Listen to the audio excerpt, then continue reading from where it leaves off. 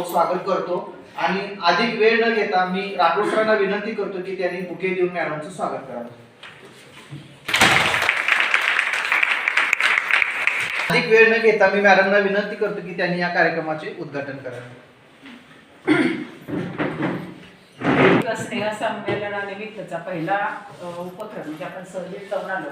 त्यानंतर आज आपल्याकडे पारंपरिक दिन स्पर्धा आज आपण आयोजित करीत आहोत. तर आपली जी भारतीय सरांनी जसं सांगितलं की भारताची एकमेव परंपरा अशी आहे की वेगवेगळ्या वेशभूषा सुद्धा आपल्याकडे वेगवेगळ्या विभागावर वेगवेगळ्या दिसतात. आणि साडी ही जगामध्ये मला वाटतं फक्त भारतामध्येच असेल.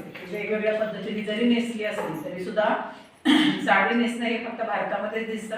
बऱ्याचशा गोष्टी ह्या भारताच्या परंपरेशी संबंधित आहेत. म्हणजे ही पुढच्या पिढीची जबाबदारी असते. मागच्या पिढीच्या ज्या परंपरा आहेत त्या जतन करून पुढच्या पिढीकडे त्या ट्रान्सफर करणं ही जबाबदारी असते.